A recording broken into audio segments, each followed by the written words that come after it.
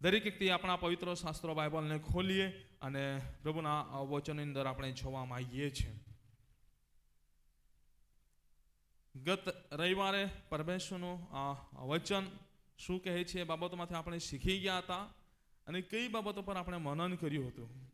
જો તમને યાદ હોય તો તમે મને યાદ દેવડાવો. હે હા, આગળથી બરાબર જવાબ આવી હશે. પાછળ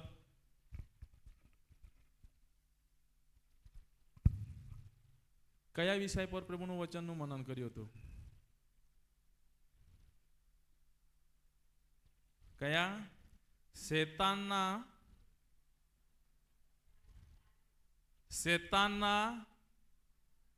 ફાંદામાં પડવાના કારણો. એમાં એક જ બાબત આપણે શીખી ગયા હતા. કઈ બાબતે? પ્રભુનું તૈયાર કરેલું તારણ પડતું મૂકવાથી શેતાનના ફાંદામાં પડીએ છે. આજે બીજી બાબત તરફ પ્રભુનું વચન આપણે જોવા માંગીએ છીએ. આવો પવિત્ર શાસ્ત્રો બાઇબલને ખોલો અને પ્રભુના વચનને આપણે વાંચીશું. હિબ્રુઓનો પત્રનો 12મો અધ્યાય અને 25મી કલમને આપણે વાંચીએ તથા સાંભળીએ.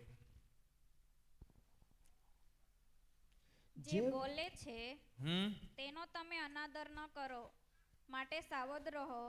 કેમ કે પૃથ્વી પર ચેતવનારનો જેઓએ અનાદર કર્યો તેઓ જો બચ્યા નહીં, તો આકાશમાંથી ચેતવનારની પાસેથી જો આપણે ફરીએ તો ખસૂસ કરીને બચીશું નહીં. Hallelujah, hallelujah. પ્રભુના આ વચનમાંથી આપણે શીખી રહ્યા છે શેતાનના ફાંદામાં પડવાના કારણો. પહેલી બાબત આપણે શીખી ગયા હતા, દેવનું પ્રભુનું તૈયાર કરેલું તારણ પડતું મૂકવાથી આપણે શેતાનના ફાંદાની અંદર પડીએ છીએ. કેમ કે વચન કહે છે શેતાન છે જે ગાજનાર સિંહના પેઠે જે કંઈ પણ મળે ને ગળી જવાના માટે તત્પરતા રાખીને બેસે છે. થોડું પણ એમ તેમ થાય એટલે શેતાનના ફાંદામાં પડી જવાય. માટે મારા પ્રિય ભાઈ બહેનો, પહેલી બાબત શીખી ગયા હતા કે પ્રભુનું તૈયાર કરેલું તારણ ક્યારે પણ આપણે પડતું ના મૂકીએ. આજે બીજી બાબત આપણે શીખવા માંગીએ છીએ. શું કહે છે? જે બોલે છે તેનો તમે અનાદર ન કરો. પ્રભુનું વચન જે બોલે છે, પ્રભુનું વચન જે આપણને જણાવવામાં આવે છે એનો આપણે અનાદર ના કરીએ, એને ધિક્કારનારા ના બનીએ. Hallelujah, hallelujah. વચનની અંદર લખવામાં આવ્યું છે જે બોલે છે તેનો તમે અનાદર ન કરો, માટે સાવધ રહો. આજે ઘણીવાર આપણા જીવનની અંદર આપણે પ્રભુની વાતો, પ્રભુના વચનોને નકારીએ છીએ. કેવી રીતે નકારીએ છીએ? કેવી રીતે પ્રભુના વચનને ધિક્કારીએ છીએ? કેવી રીતે? પ્રભુનું વચન ઘણીવાર આપણને એવી રીતે પડકારજનક આપણને મળે છે. ઘણીવાર સટીના રૂપમાં પણ પડે છે, ઘણીવાર ઠપકાના રૂપમાં પણ મળે છે. પણ જ્યારે એ વચન આપણી સનદ્યમાં આવે છે, હા, આપણા માઇન્ડની અંદર તરત એ તો બોલવાવાળા બોલે છે. એટલે શું કર્યું? આપણે વચનને માન્યું કે? બોલો તો ખરા. એ વચનને આપણે માન્યું નહીં, એ વચનનો અનાદર કરી દીધો. હા, બોલવાવાળા બોલે છે, પરંતુ બોલવાવાળા બોલે છે નહીં, બોલવાવાળા છે એનામાં રહીને પવિત્ર આત્મા બોલે છે. જ્યારે પવિત્ર આત્મા એમના રહીને બોલે છે, પવિત્ર આત્મા એમને જે વચન આપે છે એ જ્યારે બોલે છે ત્યારે એ વચનનો સ્વીકાર કરવો જરૂરી છે. Hallelujah, hallelujah. સાંભળનાર દરેક વ્યક્તિ હાલેલુયા બોલે. હાલેલુયા. વચનની અંદર કહે છે જે બોલે છે તેનો તમે અનાદર ન કરો. કઈ પણ બાબતની અંદર તમને કહેવામાં આવે ને એનો અનાદર ના કરો. ખાસ કરીને પ્રભુના સેવકો, ખાસ કરીને પ્રભુના ભક્તો જ્યારે તમને કહે છે એ બાબતનો અનાદર ના કરો. જે વચન પ્રમાણે હોય, વચન આધારિત હોય અને ઈશ્વર પ્રેરિત બાબતો હોય એને તમે ધિક્કારનારા ના બનો. જો પરમેશ્વરના વચનને આપણે ધિક્કારીશું તો આપણે ફાંદાની અંદર પડીશું, તો આપણે આપણા પગ પર કુરહાડી મારી લેશું. આજે હરેક ભાઈ બહેનોને કહેવા માંગુ છું, આજે પ્રભુના વચનની અંદર લખવામાં આવ્યું છે પ્રમાણે જે બોલે છે તેનો આપણે અનાદર ના કરીએ. શું કહે છે? પૃથ્વી પર ચેતવનારનો જેઓએ અનાદર કર્યો તેઓ જો બચ્યા નહીં. એક સામાન્ય બાબત, ઉદાહરણના રૂપમાં વચનના આધારે આપણે એક બાબત જોઈ શકીએ છીએ. પૃથ્વી પર ચેતવણી આપનાર ઘણા છે. સરકાર પણ આપણને ઘણી બધી બાબતોની અંદર ચેતવણી આપે છે ને? આપે છે? આપે છે? હા, આપે છે. રસ્તે ચાલતા હોય, સરકાર આપણને ચેતવણી આપે છે, આ રસ્તા પર 40ની સ્પીડ છે, આ રસ્તા પર 50ની સ્પીડ છે, આ રસ્તા પર 60ની સ્પીડ છે. સરકાર ચેતવણી આપે છે. ગાડી ચલાવો છો, સીટ બેલ્ટ લગાવીને ચલાવો, સરકાર ચેતવણી આપે છે. ટુ વ્હીલર ચલાવો છો, હેલ્મેટ પહેરીને ચલાવો, સરકાર ચેતવણી આપે છે. બરાબર? ચેતવણી વારંવાર આપે છે. આપણે શું કરીએ છીએ? કઈ નહીં, બચી જઈશું. પણ ચેતવણી આપે છે અને જ્યારે એના કાયદાના સમક્ષ આપણે આવી જઈએ છીએ ત્યારે આપણે બચીએ છીએ? હે? લાવ રસીદ પકડાવી દે, ચાલ ભર, 500 રૂપિયા ભર, 1000 રૂપિયા ભર, 2000 રૂપિયા ભર, 5000 રૂપિયા ભર. કેટલા જણે ભરે છે? ભાવે બોયા કા ઘણી વાર ભરવા પડે છે. બરાબર? જો એ ચેતવણી આપે છે પૃથ્વી પરના અધિકારીઓ, એનાથી જો આપણે ચેતતા ના હોય તો આપણે બચતા નથી. બરાબર? તો પૃથ્વી પરના અધિકારીઓ છોડતા નથી.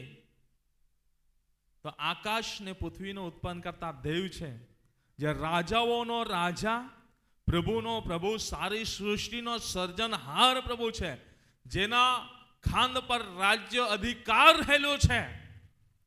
એની પાસે આકાશમાં તે પૃથ્વી પર સગળો અધિકાર એમને આપવામાં આવ્યો છે. તો એ પ્રભુથી શું બચી શકીશું? બચી શકીશું? બોલો તો ખરા, બચી શકીશું? નહીં બચી શકીશું. એક બીજી બાબત સમજવા માટે કહું, કોઈ પણ વ્યક્તિ ભૂલ કરે, કાયદાનું ઉલ્લંઘન કરે, અહીં કેટલાક અધિકારીઓ પણ બેઠેલા હોય છે, હું જાણું છું. બરાબર? તાલુકા જિલ્લાના અધિકારીઓ પણ બેઠેલા હોય છે, અમુક વર્દીના અધિકારીઓ પણ બેઠેલા હોય છે, હું જાણું છું. બરાબર? એક સમજવા માટે એક બીજી બાબત કહું છું તમને. કોઈ પણ વ્યક્તિ ભૂલ કરે છે, અપરાધ કરે છે, એને જેલમાં નાખવામાં આવે છે. તો એના બચાવના માટે ઘણી વાર પૈસા આપીને બચાવવામાં આવે છે. ગુનેગાર છે પણ પૈસા થકી એના ગુનાને દબાવવામાં આવે છે અને બચાવીને ફાઇલને બંધ કરવામાં આવે છે. પણ ફાઇલને બંધ કરી દીધી તો શું એ ફાઇલ કઈ વખતે ખુલી જાય નો ભય બીક રહે ને? હવે અહીં 10 લાખ રૂપિયા આપીને પણ ત્યાંથી બચ્યા હોય, પરંતુ જો એ અધિકારી જેના હસ્તકે ત્યાંથી બહાર નીકળ્યા છે એ અધિકારી બદલાઈ ગયો, એના જગ્યા પર બીજે આવ્યો ને એ ફાઇલ ત્યાં પડેલી રહે, તો એ ફાઇલ પાછી બહાર નીકળે તો બચી શકશે? બચી શકશે? પૈસા આપવા છતાં પણ બચી શકતા નથી જગતના અધિકારીઓથી, જેઓને સત્તા આપવામાં આવી છે. તો આ તો આકાશમાં બિરાજમાન પ્રભુ છે, જેના હાથની અંદર સગળો અધિકાર રહેલો છે. એનાથી બચી શકીશું? બચી શકીશું નહીં.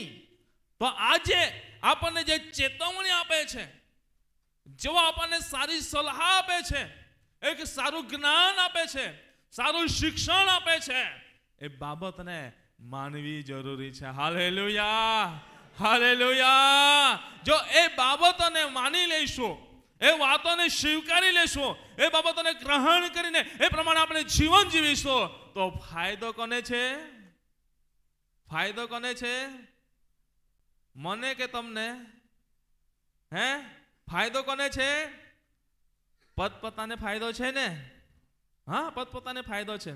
હું ઘણી વાર આ વખતે પણ પ્રાર્થના સભાની અંદર જ્યારે હું જેઓના ઘરે આવ્યો, ઘણા બધા ભાઈઓ છે, ઘણી બધી બહેનો છે, જેઓના ઘરે મને થોડુંક ઠીક ઠાક ના લાગે, કોઈ પણ અયોગ્ય બાબતો લાગતી હતી, એમને હું ડાયરેક્ટલી કહેતો હતો ને. ઘણાને કીધું, ઘણા બધા ભાઈઓને કહું, ચાલ દારૂ બંધ કરી દેજે. હા, ડાયરેક્ટલી. હું શા માટે કહું? મને થોડું ચારિત્ર એવું તો એવું લાગે તો હું ડાયરેક્ટ કહેતો હતો. ભલે મને ગાળ બોલે તો કંઈ નહીં, બરાબર, ભલે મારા પર ગુસ્સે થાય તો કંઈ નહીં, પરંતુ શા માટે ચેતવણી આપતો હતો? શા માટે ચેતવણી આપું છું? કે સામેવાળાનું જીવન સુખી થાય માટે પ્રભુએ અમને જે સેવા આપી છે, કંઈક સારું જીવન જીવે એના માટે, એક સારું શિક્ષણ આપવાના માટે, સારી સલાહ આપવાના માટે, ચેતવણી આપવાના માટે પ્રભુએ અમને એક સ્થાન આપ્યું છે.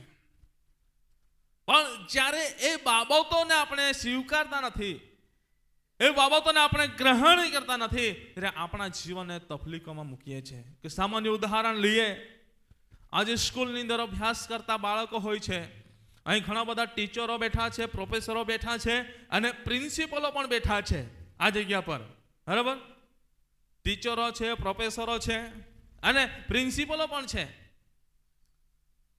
હું તમને કહેવા માંગુ છું, જ્યારે સ્કૂલની અંદર બાળક અભ્યાસ કરવાના માટે જાય છે, ત્યારે ટીચરો કેમ વારંવાર એને કહે છે કે અભ્યાસ કરો, વાંચ લખ, વાંચ લખ. હે, જો ના વાંચે લખે તો એક જ બે છોટી પણ મારે, બરાબર. પણ એ શા માટે? કે બાળક ભણી ગણીને આગળ વધે, એને નિષ્ફળતા ના મળે. પણ જ્યારે એ બાબતોનો સ્વીકાર કરતો નથી, એ બાબતોનું ગ્રહણ કરતો નથી, વાંચવા કે વાંચે નહીં, લખવા કે લખે નહીં, હોમવર્ક આપે, ઘરે અભ્યાસ કરવા માટે આપે, એનો પણ અભ્યાસ ના કરે, પરીક્ષા આવે ત્યારે બટાકો, બરાબર. પછી માં હું બહુ જ અભ્યાસ હોય, બહુ જ વાંચે, બહુ જ લખે, બાકી જીરો એનો આખે, બાકી કેવડો અભ્યાસ કરો આતાથી. આજે ને પછી કઈ કરતા ખબર? ચોપડી હે કેન રોય હે કેન અભ્યાસ કરતા હે કેન અભ્યાસ હે કેન કરતા હે. માતા પિતાને તો કહે માં હું અભ્યાસ કો હોય. જો સારી, મારી બાબત કહેવાનો અર્થ આ છે કે જો સારી સલાહ આપે છે, સારું શિક્ષણ આપે છે, છતાં પણ એ બાબતોને ગ્રહણ કરતો નથી, તો એને નિષ્ફળતાનો સામનો કરવો પડે છે, એને દુઃખી થવું પડે છે, નિરાશાનો સામનો કરવો પડે છે, હતાશાનો સામનો કરવો પડે છે. જીવનની અંદર સફળતા મળતી નથી, નિષ્ફળતા મળે છે. પણ હું આજે તમને કહેવા માંગુ છું પ્રભુના દાસ તરીકે, આજે જે કંઈ પણ વ્યક્તિ,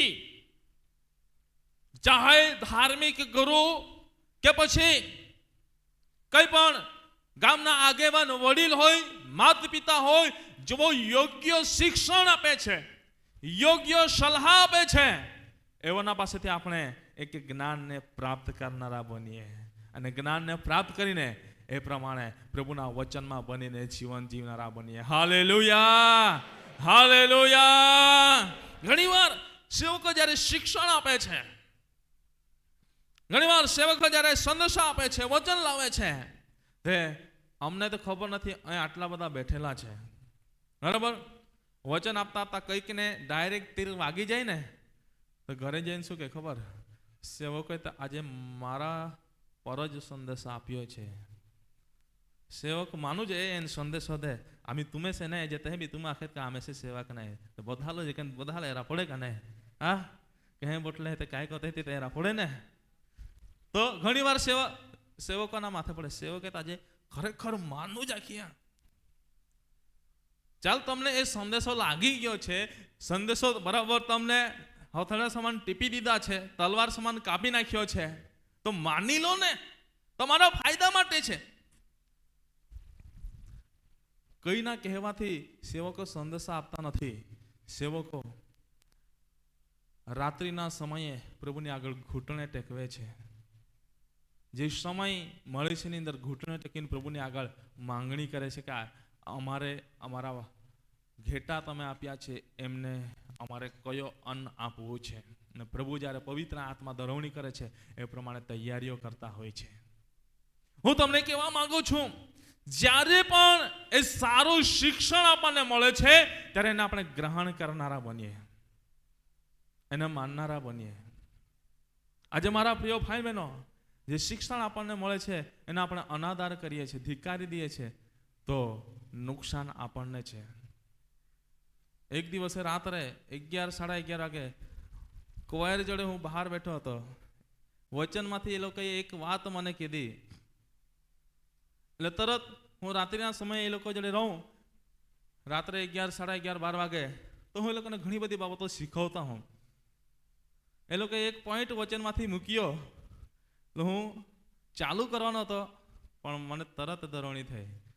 આ લોકોને તે બહુ જ શિક્ષણ આપ્યું છે, માનતા નથી, રહેવા દે, હવે નહીં કહેતા.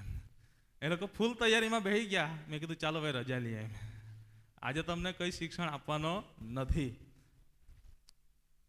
હું તમને કહેવા એ માંગુ છું, જ્યારે આપણા માટે પાણી હાલે છે ને, ત્યારે એમાં કૂદવું સારું છે, કે જેથી કરીને એમાં જે આશીષો રહેલા છે એને આપણે પ્રાપ્ત કરી શકીએ. Hallelujah, hallelujah.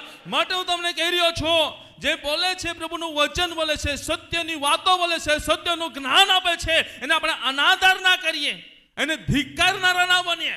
જો કોઈ પણ ભક્ત દ્વારા તમને કહેવામાં આવ્યું છે તમારા જીવનની અંદર આ ખામી છે, આ બાબતને તમે સુધારી લેજો, તમારે આ પ્રમાણે જીવન જીવવું જરૂરી છે, એ બાબતને તમે માની લેજો.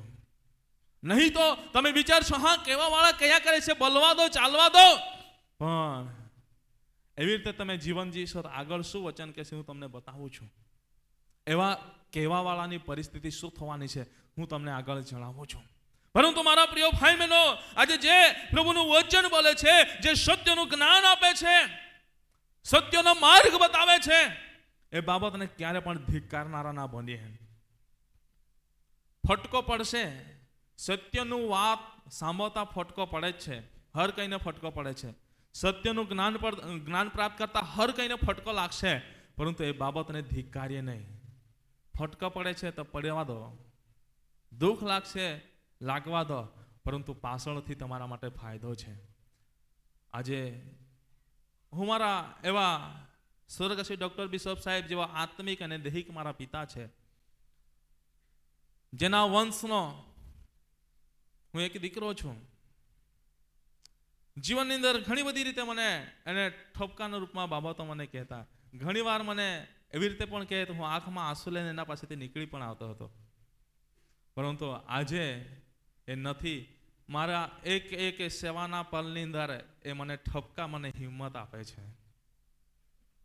મારી સેવાની ક્ષેત્રે હું જ્યારે એકલતાપણાનો અનુભવ કરું છું, ત્યારે એ બાબતો મને એક હિંમત આપે છે, એ ઠપકા મને એક જ્ઞાન આપે છે, ઠપકા મને એક સલાહ આપે છે, અને જે મારા માટે અશક્ય હોય એની અંદર સફળતાના માર્ગ તરફ ધરી જાય છે. પણ એ બાબતોનો સામનો હું કરતે, એમના સામે હું પડતે, તો મારા માટે ફાયદો ના રહેતે. આજે હરેક નાના મોટા દરેક ભાઈ બહેનોને કહેવા માંગુ છું, ભલે તમે મારાથી વડીલોમાં છો, પણ દરેકને કહેવા માંગુ છું, દરેક સાંભળનારને કહેવા માંગુ છું કે જ્યારે સત્યની વાત આવે છે, ખોટું લાગશે, આંખમાં આંસુ આવશે, આવવા દો. ભલે તમને ખાવાનું ના ખાવાનું મન થશે તો રહેવા દો, પરંતુ એમનો સામનો ના કરતા, સામે ના પડતા સ્વીકારી લેજો, ફાયદો તમારા માટે છે. Hallelujah, hallelujah. આજે હું તમને કહી રહ્યો છું, જો પૃથ્વી પર ચેતવનારા છે એવો નથી, જો લોકો બચી શકતા નથી, તો આકાશમાંનો દેવ છે જેણે ચેતવણી આપી છે, એ ચેતવણીને ધ્યાનમાં ના લઈશું તો ખરેખર બચી શકીશું ને, યાદ રાખજો. એ પ્રભુએ ઘણી બધી ચેતવણી આપી છે, ઘણું બધું જ્ઞાન આપ્યું છે. એ બાબતને યાદ રાખવું જરૂરી છે. એ પ્રભુ કહી રહ્યો છે, પ્રભુ શું કહી રહ્યો છે?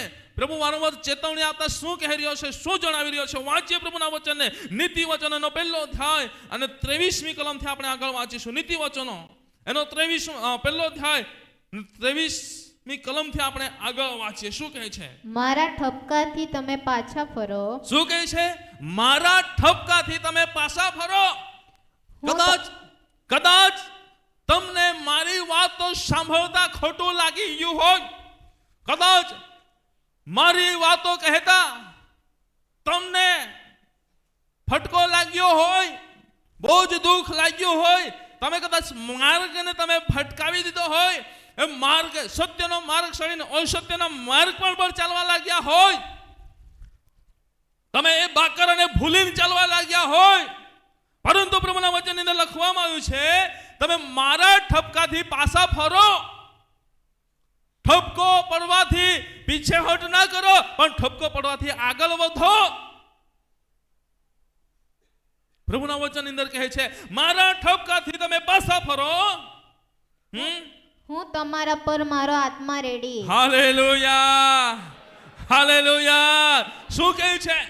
જો પ્રભુના ઠપકાથી પ્રભુની સાનિધ્યમાં આપણે આવીશું, પ્રભુની નજીક આપણે આવીશું, તો પ્રભુનું વચનની અંદર લખવામાં આવ્યું છે મારો આત્મા તમારા પર રેડીશ. Hallelujah, hallelujah. એ પ્રભુનો આત્મા પ્રભુએ આપણા પર રેડવાની વાત કરી છે ને એ આત્મા જ્યારે પ્રભુ રેડે છે ત્યારે ત્યાં પરિસ્થિતિ શું થાય છે? પ્રભુના આત્મા જ્યારે ત્યાં રેડવામાં આવે છે ત્યારે ત્યાંની પરિસ્થિતિ શું થાય છે? પ્રેતના કૃત્યો 2 અધ્યાય 1 થી આપણે 4 કલમ ઝડપથી વાંચો. પ્રેતના કૃત્યો 2 અધ્યાય 1 થી 4 કલમ. 50માનો દિવસ આવ્યો. તે વખતે તેઓ સર્વ એક સ્થળે એકઠા થયા હતા. ત્યારે આકાશમાંથી એકાએક ભારે આંધીના ઘૂંઘવટા જેવો અવાજ આવ્યો અને તેઓ જ્યાં બેઠા હતા તે આખું ઘર ગાજી રહ્યું. અગ્નિના જેવી છૂટી છૂટી પડતી જીભો તેઓના જોવામાં આવી અને તેઓમાંના દરેક ઉપર એક એક બેઠી. તેઓ સર્વ પવિત્ર આત્માથી ભરપૂર થયા અને આત્માએ જેમ તેઓને બોલવાની શક્તિ આપી તેમ તેઓ અન્ય ભાષાઓમાં બોલવા લાગ્યા. Hallelujah, hallelujah. પ્રભુના વચનની અંદર લખવામાં આવ્યું છે પ્રમાણે જ્યારે એ આત્મા પ્રભુ આપણા પર રેડી દે છે ત્યારે આપણે પવિત્ર આત્માના સામર્થ્યને પ્રાપ્ત કરીએ છીએ, પવિત્ર આત્માના અભિષેકને પ્રાપ્ત કરીએ છીએ, પવિત્ર આત્માના પરાક્રમને આપણે પ્રાપ્ત કરીએ છીએ. અને જ્યારે એ આપણા પર રેડાઈ જાય છે ત્યારે મારા પ્રિય ભાઈ બહેનો એ લોકો પણ વિચાર કરતા થઈ જાય છે. વચનની અંદર લખવામાં આવ્યું છે પ્રમાણે સર્વ પર પવિત્ર આત્માનો અભિષેક, પવિત્ર આત્માના કૃપાદાનો, પવિત્ર આત્માના વરદાનો, પવિત્ર આત્માનો સામર્થ્ય ઉતરી આવ્યો અને દરેક વ્યક્તિ અન્ય ભાષાની અંદર બોલીને પ્રભુના મહિમાને પ્રગટ કરવા લાગ્યા. અને મારા પ્રિય ભાઈ બહેનો લોકો વિચાર કરતા થઈ ગયા કે આ શું થયું છે, આ કોણ છે? આજે મારા પ્રિય ભાઈ બહેનો હું તમને કહેવા માંગુ છું આજે પ્રભુના વાતને નકાર ના કરો, પ્રભુના ભક્તો દ્વારા કહેવામાં આવતી સત્ય વાતોને નકાર ના કરો, એને ધિક્કારનારા ના બનો, એને તજનારા ના બનો, એના તરફ કાન બંધ કરનારા ના બનો. પણ પ્રભુનો ઠપકો જ્યારે જ્યારે તમને પડે છે, પ્રભુનો વચન જ્યારે જ્યારે તમને એક તલવાર સમાન કાપે છે, પ્રભુનો વચન જ્યારે હથોડા સમાન તમને ટીપે છે, પ્રભુનો વચન કદાચ અરીસા સમાન તમારું ચારિત્ર સામે લાવે છે, ત્યારે તમે ફરી ના જાઓ, તમે બીજો માર્ગ અપનાવો નહીં, પરંતુ પ્રભુની નજીક આવનારા બનો, પ્રભુનું નજીક આવનારા બનો. એક અરીસો હોય છે, આ અરીસો મૂકવામાં આવ્યો છે. એ અરીસામાં મારે જવું હોય તો હું દૂરથી જઈશ તો મારા ચારિત્રને હું જોઈ શકીશ નહીં, મારું શરીર, મારું કેવો ચહેરો કેવો દેખાય જોઈ શકીશ નહીં, પરંતુ હું એક કદમ આગળ વધીશ, હું થોડો સારો દેખાઈશ, બીજું કદમ આગળ વધીશ હું સારો દેખાઈશ, ત્રીજું કદમ આગળ વધીશ સારો દેખાય, ચોથું કદમ, પાંચમું કદમ કરીને નજીક આવી જઈશ તો સંપૂર્ણ રીતે મારા ચહેરા પર શું છે, મારા શરીર પર શું છે એ બાબતને હું જોઈ શકીશ. એ જ પ્રમાણે આપણે પ્રભુના ઠપકો જ્યારે આપણને પડે છે ત્યારે મારા પ્રિય ભાઈઓ પ્રભુનું વચન આપણી પાસે આવે છે ત્યારે આપણે દૂર ભાગનારા નહીં પરંતુ નજીક આવનારા બનીએ. વિશેષ આપણા જીવનને તપાસવાના માટે, આપણા જીવનને ચકાસવાના માટે અને એ બાબત જોઈને આપણા જીવનને સુધારવાના માટે આપણે આગળ આવનારા બનીએ. Hallelujah, hallelujah. સાંભળી રહ્યા હોય તો બધા જ હાથ ઉઠાઈને બોલીએ હાલેલુયા. આજે મારા પ્રિય ભાઈ બહેનો, શેતાનના ફાંદામાં પડવાથી શું થાય છે? શેતાનના ફાંદામાં કેવી રીતે પડીએ છે? પ્રભુનું તૈયાર કરેલું તારણ પડતું મૂકવાથી, પ્રભુની વાતો, પ્રભુનું વચન નકાર કરવાથી શેતાનના ફાંદામાં પડીએ છે. પણ એ પ્રભુ કહી રહ્યો છે, આજે પ્રભુના દાસે જે રીતે જણાવ્યું પ્રમાણે ભજન સેવામાં 2024 પૂરું થવાનું છે. આજે રવિવાર છે, સોમવાર, મંગળવાર અને બુધવારે નવું વર્ષ 2025 નું આવવાનું છે. હું તમને કહેવા માંગુ છું, આજે પ્રભુનું વચન તમારી પાસે કે પડકાર સમાન આવ્યું છે. જો તમે મારું મુખમાંથી નીકળતા શબ્દને સાંભળી રહ્યા છે, પ્રભુના વચનોને, તો હું તમને કહેવા માંગુ છું, જો આજે તમે પાછા પ્રભુ પાસે ફરી આવો, તમારું જીવન પ્રભુથી દૂર થઈ ગયું હોય, ભાઈઓ કદાચ પ્રભુની આજ્ઞાઓ પાળવામાં કંઈ પણ ઢીલું પૂછું થઈ ગયું હોય, પ્રભુની આજ્ઞાઓને ઉલ્લંઘન કર્યું હોય, અથવા કંઈક દિવસે ચૂટકી ગુટકી ખાવાઈ ગઈ હોય, સિગરેટ ફૂંકાઈ ગઈ હોય, દારૂ પીવાઈ ગયો હોય, માવો મસાલો ખવાઈ ગયો હોય, કંઈકને ગાળો અપાઈ ગઈ હોય, તો માફી માંગી લો. બહેનો કદાચ કંઈક વ્યસન વસ્તુ કરી લીધો હોય, દારૂ પી લીધો હોય, અથવા કઈના જોડે લડાઈ ઝઘડો કર્યો હોય, અથવા કોઈ પણ બાબતો બની હોય જેના લીધે પ્રભુના માર્ગથી તમે સાઈડ પર ઉતરી ગયા છો, જે પાટા પર ચાલુ, જે પાટા પરથી સાઈડ પર બીજો પાટા પર ચડી ગયા છો, તો આજે સમય છે પ્રભુને આગળ માફી માંગવાનો. પ્રભુનું વચન કહી રહ્યો છે એ પ્રમાણે મારા પ્રિય ભાઈ બહેનો, મારા ઠપકાથી તમે પાછા ફરો, હું તમારા પર મારો આત્મા રેડીશ, હું મારા વચન તમને પ્રગટ કરીશ. આજે જો તમે આ ઠપકાથી પ્રભુની સન્નિધિમાં આવો છો તો પ્રભુ આજે તમને વચનનું પ્રકાશન આપશે. Hallelujah, hallelujah. પ્રભુના વચનની અંદર લખવામાં આવ્યું છે પ્રમાણે પ્રભુના આત્મા જો તમારા પર રેડાશે તો દરેકને વચનનું પ્રકાશન મળશે અને દરેકનું જીવન એક વિશેષ આશીર્વાદિત, એ સમૃદ્ધિવંત, એ ફળવંત, એ વૃદ્ધિવંત એ તમારા જીવનની અંદર તમે જઈ શકશો. એ આશીષોને તમે પ્રાપ્ત કરી શકશો. આજે મારા પ્રિય ભાઈ બહેનો, પ્રભુના વચનની અંદર લખવામાં આવ્યું છે પ્રમાણે મારા ઠપકાથી પાછા ફરો, હું મારા આત્મા તમારા પર રેડીશ. ને જ્યારે પ્રભુના આત્મા રેડાશે, પ્રભુના આત્મા જ્યારે રેડાશે તો દરેક એક નવા અભિષેકને પ્રાપ્ત કરશે. તમે નવા કૃપાદાનોને પ્રાપ્ત કરશો, વરદાનોને પ્રાપ્ત કરશો, સામર્થ્ય પરાક્રમને પ્રાપ્ત કરશો, ને વિશેષ વચનના પ્રકાશનો તમને મળતા રહેશે. ને વચનના પ્રકાશનોમાં ચાલીને વિશેષ પ્રભુની સાથે એક દ્રઢતાનો સંબંધ બનાવીને તમે આગળ અને આગળ વધી જશો. Hallelujah, hallelujah. માટે મારા પ્રિય ભાઈ બહેનો, પ્રભુના વચનની અંદર લખવામાં આવ્યું છે પ્રમાણે પ્રભુના વચનો, પ્રભુની વાતોને આપણે અનાદર કરનારા ના બનીએ, એને નકારનારા ના બનીએ. વચનની અંદર શું કહે છે? આગળ વાંચો, 24મી કલમ. મેં બોલાવ્યા છે પણ તમે ઇનકાર કર્યો, મેં મારો હાથ લાંબો કર્યો છે પણ કોઈએ તેની દકાર કરી નહીં. શું કહે છે વચન? છે શું કહે છે? હું તમને એટલું બધું સત્યનું જ્ઞાન આપી રહ્યો છું કે તમને એક કેવી રીતે જીવન જીવવાનું, એ જીવન જીવવાની રીત તમને બતાવી રહ્યો છું, કયા માર્ગ પર ચાલવાનો એ માર્ગ બતાવી રહ્યો છું, કેવી રીતે રહેવું, કેવી રીતે ચાલવું, કેવી રીતે બોલવું, કેવી રીતે વર્તવું, બધી જ બાબત હું તમને બતાવી રહ્યો છું. હું તમને શેતાનના ગુલામગીરીમાંથી બહાર કાઢી લાવનારો હું પ્રભુ છું. ચીકણા કાદવની અંદર તમે ચીકણાઈને પડી જતા હતા, પરંતુ એ ચીકણા કાદવમાંથી તમને કાઢવા વાળો કોઈ ન હતો, પણ વિશેષ કાદવને ચીકણા કરવા વાળા હતા કે જેથી કરીને એમાંથી નીકળી શકીએ નહીં.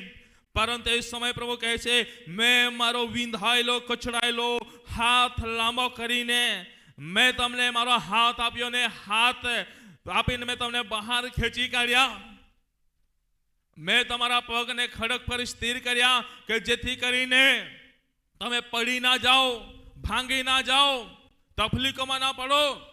પરંતુ જ્યારે આશીષો પ્રાપ્ત કર્યા, મારાથી ભટકવા લાગ્યા, ત્યારે મેં તમને થોડું ઠપકા આપ્યો અને તમે મારાથી વિમુક્ત થઈ ગયા. ફરી હું તમને કહી રહ્યો છું, હું તમારો દેવ દયાળુ છું, હું તમારો દેવ કૃપાળુ છું કે તમે મારા પાસે આવો, છતાં પણ તમે આવતા નથી. હું તમને બોલાવી રહ્યો છું, તમને હાક મારી રહ્યો છું, તમે મારી પાસે આવી રહ્યા નથી. તમે મારી વાતોનો ઇનકાર કરી રહ્યા છો. હું હાથ આપી રહ્યો છું, હવે આશીર્વાદી થઈ ગયા એટલે મારા હાથને પકડવા માંગતા નથી. એની દરકાર કરી રહ્યા નથી, બેદરકારીમાં રહીને ચાલી રહ્યા છો. પ્રભુ કહે છે વાંધો નહીં, તો પણ પ્રભુ કહે છે વાંધો નહીં. શું કહે છે 25મી કલમ? પરંતુ તમે મારી સર્વ શિખામણને તુચ્છ ગણી છે અને મારા ઠપકાને બિલકુલ ગણકારતા નથી. માટે હું પણ તમારી વિપત્તિને વખતે હાસ્ય કરીશ. જ્યારે તમારા પર ભય આવશે ત્યારે હું તમારી મશ્કરી કરીશ. Hallelujah, hallelujah. બહુ ગંભીર વચન છે મારા પ્રિય ભાઈ બહેનો. શું કહે છે? હું તમને બોલાવું છું, આવવા માંગતા નથી. અવાજ આપો છું, કાનને બંધ કરી લો છો. હાથ આપો છો, તમારા હાથને પાછળ કરો છો. હું ઘણી વાર તમને ઠપકો પણ આપું છું, પરંતુ છતાં પણ એ બાબતને તમે દરકાર કરતા નથી, ધ્યાનમાં લેતા નથી. મારી સગળી શિખામણને ધિક્કારીને ચાલી રહ્યા છો. હું તમને કહું છું, સાબા દિવસ પવિત્ર પાળો, એને પાળતા નથી. ખોટા કાર્યો ના કરો, એને પાળતા નથી. અયોગ્ય રીતે ના બોલો, એને પાળતા નથી. દારૂ, વ્યસન, ચૂટકી ગુટકી, માવા ના ખાઓ, એને પાળતા નથી. ચોરી લૂંટફાટ ના કરો, એને પાળતા નથી.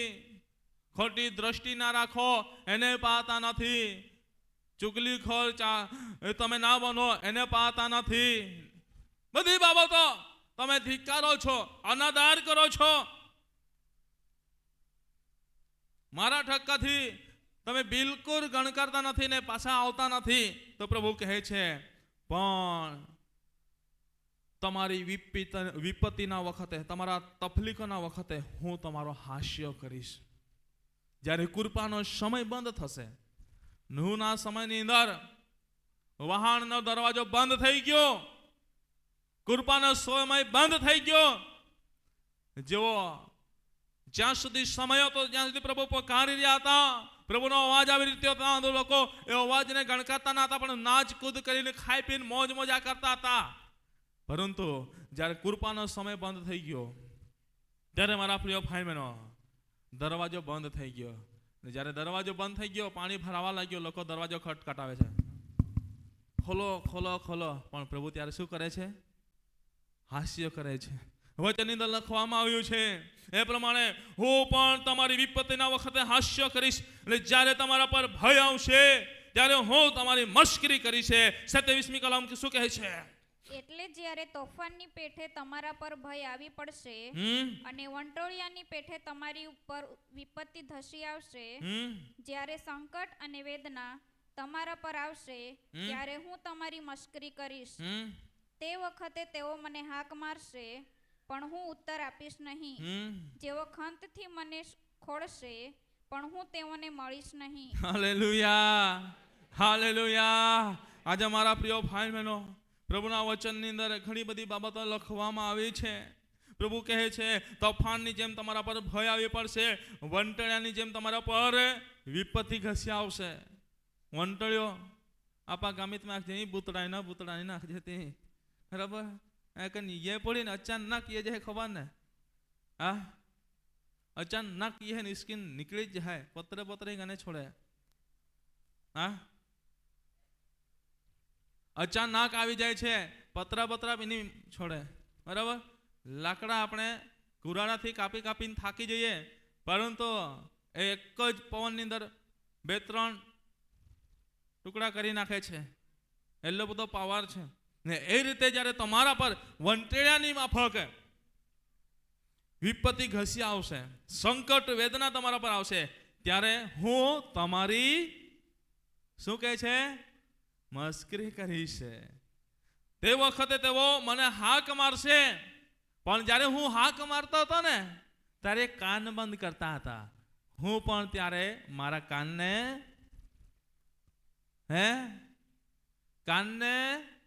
બંધ કરીશ. હું ઉત્તર આપીશ નહીં. ખનથી મને સદશે પણ હું તેઓને મળીશ નહીં. ત્યારે એટલા બધા ખનથી સદશે, ખાના પાણી ખાવાનું પીવાનું તો છોડશે પણ સાથે થૂપ પણ ગળશે નહીં. એટલો બધો કડક ઉપાસ કરીને સદશે. મારો દેવ ક્યાં ગયો? મારો દેવ ક્યાં ગયો? એટલો બધો કડક ઉપાસ કરશે, પણ મારા પ્રિય ભાઈ બહેનો, પ્રભુ મળશે નહીં. ગીત શાસ્ત્ર 42 ની અંદર કહે છે તેમ અહીં એ સમય હતો જ્યારે અહીં કોરહાના દીકરા એ ગીત ગાતા કહે છે, એ જે સમય એમના માટે હતો ત્યારે આરાધના બધાએ બરાબર કરીને, પરંતુ એવો સમય આવ્યો જ્યાં પ્રભુની આરાધના કરી શકતા ન હતા. એવા સમય એમ કહે છે, પાણીના નાળાને સારું હારણ તલપે છે તેમ હે દેવ તમારે સારું મારા આત્મા તલખે છે. પણ ત્યારે ગમે તેટલી તલપ થશે, ગમે તેટલી ઉણપ આવશે, પરંતુ પ્રભુ ટાટા કરશે. મારા પ્રિય ભાઈ, ત્યારે કૃપાનો સમય બંધ થઈ જશે. આજે એક કૃપાનો સમય છે, દયાનો સમય છે. તો પ્રભુના વાતોને આપણે અનાદર ના કરીએ, પ્રભુના વાતોને આપણે ધિક્કારીએ નહીં, પરંતુ પ્રભુના વચનોને ગ્રહણ કરીને એ પ્રમાણે જીવન જીવનારા બનીએ. Hallelujah, hallelujah. આ સમય છે, આ ઘડી છે, હજુ આપણા માટે સુધારવાનો સમય છે. આ સમય છે, હજુ આપણા માટે પરિવર્તનનો સમય છે. મારા પ્રિય ભાઈ બહેનો, પ્રભુના વચનોને બરાબર આપણા અંતઃકરણની અંદર લખીને, હૃદયપટ પર લોખીને અંતઃકરણમાં રાખીને એ પ્રમાણે જીવન જીવીએ. પ્રભુના વચનોને ધિક્કારીએ નહીં. જેટલું બને એટલું વચનને પાળીને જીવન જીવનારા બનીએ. જેટલું બને એટલું વચનને પાળીને ગ્રહણ કરીને એ પ્રમાણે જીવન જીવનારા બનીએ. ને વિશેષ કરીને જે સારું જ્ઞાન આપે છે, સારી સલાહ આપે છે, અને પ્રભુના વચનો પ્રમાણે એક ઉન્નતિકારક હોય છે, એ બાબતોને ક્યારે પણ ધિક્કારીએ નહીં, કે જેથી કરીને આપણને તકલીફો ના પડે. માટે મારા પ્રિય ભાઈ બહેનો, આજે જેવો આ પ્રભુના વચનોને નકારીને ચાલી રહ્યા છે, વારંવાર પ્રભુના સેવકોના કહેવાનું માની રહ્યા ના હોય, અથવા કોઈ કે વડીલો દ્વારા અથવા કોઈ પણ દ્વારા કંઈક સારું જ્ઞાન આપવામાં આવતું હોય, સારી સલાહ આપવામાં આવતી માની ના રહ્યા હોય, પણ આજે પ્રભુના વચનો થકી તમે તમારા જીવનને બદલવા માંગો છો, તો આ સમય આપણી આંખોને બંધ કરી આપણા મસ્તકોને નમાવીએ અને ઘૂંટણ પર આવીએ ને પ્રભુની આગળ આપણે પ્રાર્થના કરીએ ને પ્રભુને કહીએ, ઓ પ્રભુ મારા પર દયા કર, ઓ પ્રભુ અમારા પર કૃપા કર. જો કદાચ આજે તમે એ વાતોનો અનાદર કરીને, એ બાબતોને ધિક્કારીને, એ બાબતોને તરછડીને તમે ચાલી રહ્યા હોય, તો આ સમય છે પ્રભુની આગળ માફી માંગવાનો. હરેક વ્યક્તિ ઘૂંટણ પર રહીને પ્રાર્થના કરીએ, ઘૂંટણો પર રહીને પ્રાર્થના કરીએ, ઘૂંટણો પર રહીને પ્રાર્થના કરીએ. દરેક વ્યક્તિ પ્રાર્થના કરીએ, પ્રભુને કહીએ, પ્રભુ અમારા પર દયા કર, પ્રભુ અમારા પર દયા કર. આજે તમારા સેવકો આજે ઘણી બધી સલાહો આપીને, ઘણું બધું સારું શિક્ષણ આપીને પ્રભુ તમારી પાસે પણ આવી ગયા છે, પણ હજુ સુધી અમારા જીવનને અમે બદલ્યું નથી, અમારા જીવનની અંદર અમે પરિવર્તન લાવ્યા નથી. પણ આજે પ્રભુ અમારી જાતને અમે તમારા હાથની અંદર સમર્પિત કરીએ છીએ. પ્રભુ આજે અમે ઘણી બધી બાબતોની અંદર ભૂલ કરી રહ્યા છે. અમે પ્રભુ તમને વચન આપ્યું છે એમાં પણ ભૂલ કરી રહ્યા છે. ઓ પ્રભુ અમે તમને ઓ પિતા પરમેશ્વર કરાર કર્યો છે એની અંદર પણ ભૂલ કરી રહ્યા છે. આજે ઘણી બધી રીતે પ્રભુ તમે અમને જણાવી રહ્યા છો, ઘણી બધી રીતે એ કહી રહ્યા છો, પણ પ્રભુ એ બાબતોને અમે સ્વીકારી રહ્યા નથી. તમારા વચનોનો અનાદર કરીને ચાલીએ છીએ, તમારા વચનોને ધિક્કારીને ચાલીએ છીએ. ઓ પ્રભુ અમારા પર દયા કરો, ઓ પ્રભુ અમારા પર કૃપા કરો, ઓ પ્રભુ અમારા પર દયા કરો, ઓ પ્રભુ અમારા પર કૃપા કરો. પ્રભુને કહો મારા પ્રિય ભાઈ બહેનો, જજ ખરેખર આ વહેરેલું પાણી છે, આ વહેતું પાણીને પાળ બાંધી લઈએ તમારા માટે ફાયદાકારક છે. આજે પ્રભુનો અવાજ તમારી પાસે આવી રહ્યો છે. જે તમે આજે પાછા ફરો છો તો આજે એ પવિત્ર આત્મા, જે સત્યના આત્મા છે, જે સર્વ સત્યની અંદર છે, એ આત્મા તમારા પર રેડવામાં આવશે. તમે નવો સામર્થ્ય પ્રાપ્ત કરશો, અભિષેકને પ્રાપ્ત કરશો, એ કૃપા દ્વારા વરદાનને પ્રાપ્ત કરશો. એક નવું જીવન તમને મળશે. પ્રભુને કહો, પ્રભુને પકારો. આ સમય છે મારા પ્રિય ભાઈ બહેનો.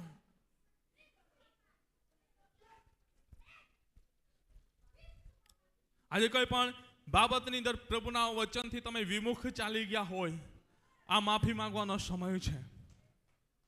જો તમે ચાલી ગયા હોય શરમ રાખ્યા વગર, તમારા જગ્યા પર તમે ઊભા રહી જાઓ અને હું તમારા માટે પ્રાર્થના કરવા માંગુ છું. જે કોઈ પણ વ્યક્તિ આજે વચનથી વિમુખ ગયો હોય તો તમે આજે પ્રભુ પાસે માફી માંગવા માંગો છો અને પ્રભુના આત્માને પ્રાપ્ત કરવા માંગો છો તો તમારા સ્થાન પર તમે ઊભા રહેશો. કોઈ પણ વ્યક્તિ આંખોને ખુલ્લી ના રાખશે, કોઈ પણ વ્યક્તિ આંખોને ખુલ્લી ના રાખે, હરેક વ્યક્તિ આંખોને બંધ કરીએ. હા, કેટલાક ઉભા થયા છે. આજે પ્રભુ તમારા જીવનની અંદર કામ કરશે. ગમે તે રીતે પણ વચનથી વિમુખ ચાલી ગયા હોય, વચનને તમે છોડી દીધું હોય, વચનને તમે ભૂલી ગયા હોય, જે વચન પ્રભુએ તમને આપ્યું છે, જે વચન તમે પ્રભુને આપ્યું છે, ગમે તે બાબતની અંદર પણ વચનને તમે ભૂલીને ચાલતા હોય તો આ સમય છે કૃપાનો સમય, આ સમય છે દયાનો સમય, આ સમય છે કૃપાનો સમય, આ સમય પ્રભુની આગળ માફી માંગવાનો સમય છે. પ્રભુની નજીક આવવા માટે તમે પ્રયત્ન કરો, પ્રભુની સાનિધ્યમાં આવવા માટે પ્રયત્ન કરો. પ્રભુ તમારા જીવનની અંદર કામ કરશે. પ્રભુ આ સમય કેટલાક ભાઈ બહેનો આજે તમારી આગળ પોકારી રહ્યા છે, કેટલાક ભાઈ બહેનો પ્રભુ તમારી આગળ એ માફી માંગી રહ્યા છે, એમના જીવનને સમર્પિત કરી રહ્યા છે. હરેક ભાઈ બહેનોને પ્રભુ તમારા હાથોની અંદર સમર્પિત કરો છો. આજે ઘણી બધી રીતે વચન આપ્યું હોય, ઘણી બધી રીતે પ્રભુ આજે પરંતુ એ વચનથી વિમુખ ચાલી ગયા હતા, પણ આજે વચન એમના માટે અરીસો સમાન બન્યો છે. ત્યારે પ્રભુ તમારી આગળ માફી માંગે છે. ઈશુ પ્રભુના નામમાં પ્રાર્થના કરો છો. આ સમયે તમારી માફી તમે એમને આપો, તમારી કૃપા એમના પર રહેવા દો. આ સમયે તમારા આત્માને તમે રેડી દો, ઈશ્વરના નામમાં તમારા અભિષેકથી ભરી દો. એક નવું જીવન જીવે, આશીર્વાદિત થાય, એ સફળમય થાય અને વચનને એ ધિક્કાર કરનારાને, વચનને અનાદર કરનારાને પણ વચન પાળનારા બને. ઈશ્વરના નામમાં પ્રાર્થના કરું છું. હેબો, તમે મારી પ્રાર્થના સાંભળી બદલ આભાર માનું છું. આ વચન થકી એક એક વ્યક્તિને તમે આશીર્વાદિત કર્યા છે માટે આભાર માનું છું. વચનના આશીષ તમે આશીષ કર્યા, હરેકના જીવનને પ્રભુ તમે બદલ્યા માટે આભાર માનું છું. આજે કે જેઓ એ વચન પાળનારા બનવા માંગે છે, વચન પ્રમાણે જીવન જીવવા માંગે છે, એ સર્વને એક તમે નવો અભિષેક આપ્યો છે માટે પ્રભુ હું તમારો આભાર માનું છું. પ્રભુ મારી પ્રાર્થના તમે સાંભળી બદલ આભાર માનું છું. એનો પ્રત્યુત્તર આપ્યો માટે આભાર માનું છું. વચનના આશીષોથી તમે હરેકને આશીષ કર્યા માટે આભાર. હરેકનું જીવન પ્રભુ તમારા હાથો ગદોની અંદર સમર્પિત કરતા, માથાથી લઈને પગના તાલક સુધીનું સંપૂર્ણ જીવન ઈશુના લોહીથી બાંધતા ઈસુ પ્રભુના નામથી માંગીએ છીએ. Amen, amen.